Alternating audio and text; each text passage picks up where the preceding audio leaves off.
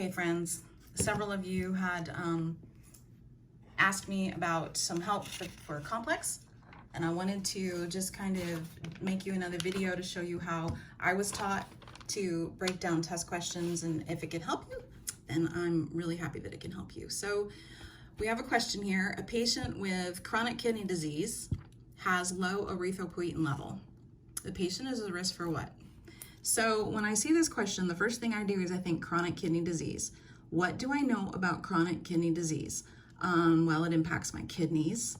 It means my kidney, my glomerulus and my nephrons aren't filtering correctly, or they're not filtering enough. So that's going to mess up my fluids. It's going to mess up my electrolytes, that kind of thing. So what are the electrolytes that are impacted by that? Sodium is one.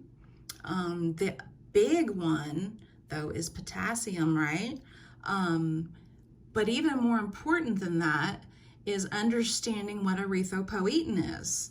Erythropoietin is released by your kidneys when your body does not have enough red blood cells. It says, hey, make some more red blood cells.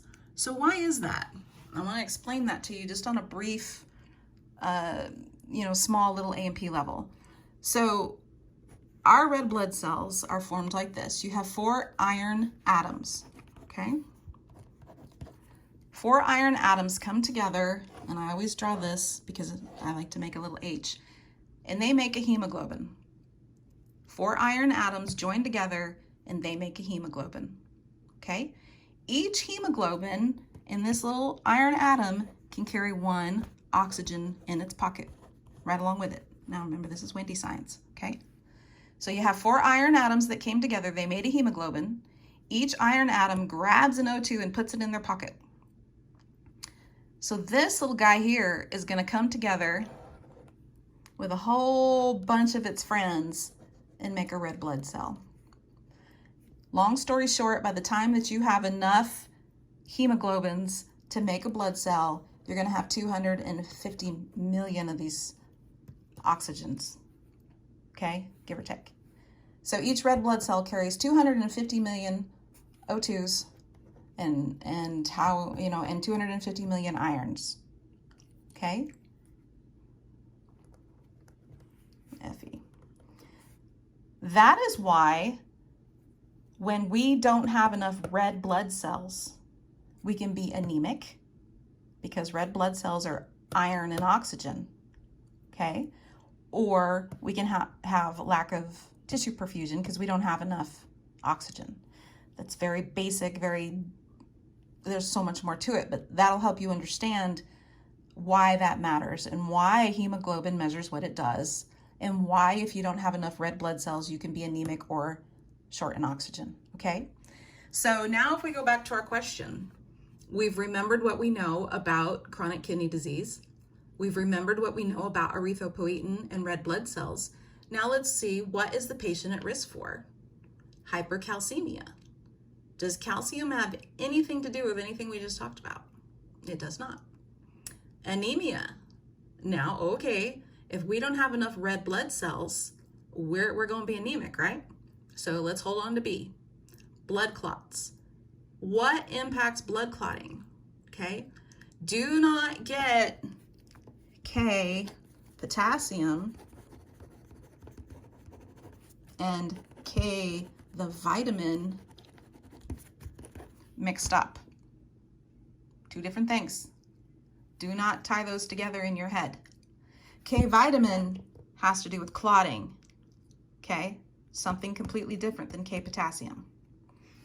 So blood clotting, K potassium or K vitamin has nothing to do with what we're talking about with the kidneys. Hyperkalemia. Hyperkalemia can be a thing, can't it, with our kidneys? But does that have anything to do with erythropoietin? It does not. So just because you see a kidney question and you think, ooh, hyperkalemia, think about it. Think about why it's not hyperkalemia. Because erythropoietin has to do with red blood cells. And that's the answer. okay? Erythropoietin helps create red blood cells in the bone marrow. The kidneys produce it. When they're damaged in chronic kidney disease, they can decrease. Therefore, you're at risk for anemia. You're at risk for lack of tissue perfusion, for oxygenation, that kind of thing, okay? So think about the question that they're asking you, and don't fall for the first thing that you see that goes with something that you know about a kidney, okay? There was one more that I thought was pretty good. Right here. So you have a patient with chronic kidney disease. They're scheduled for dialysis in the morning. When examining the patient's telemetry strip, you note tall peaked T-waves. You notify the physician who orders a stat BNP. What result from the BNP confirms the EKG abnormality. So let's say you're having a moment and you're like, dadgum, I can't remember what causes tall peak waves. Okay, T-waves, sorry, peaked T-waves. So the first thing that you can do is you could come down here and look at your labs. So phosphate should be between 2.5 and 4.5, so that's okay. Calcium should be between 8.4 and 10.2, that's okay. So magnesium, 1.7 to 2.7, that's okay. Potassium, 3.5 to 5.1. Well, our potassium is off the freaking charts. So if you didn't know what caused this, well, this is the only abnormal lab we have, right? So we could choose that one. But tall peaked T waves are caused by too much potassium. That is the answer, which I would have immediately gone to. But if you couldn't remember, start with what lab is off. Now let's say that calcium was off and potassium was off. Well, then we go back to chronic kidney disease. What do we know about chronic kidney disease? And who's the big player in chronic kidney disease? Is it calcium? No, it's not. It's potassium, okay? So we would still be led to potassium, and that's the answer. So don't get in a hurry.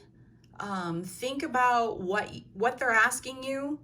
Look for words like not, or exactly, or priority, or immediate.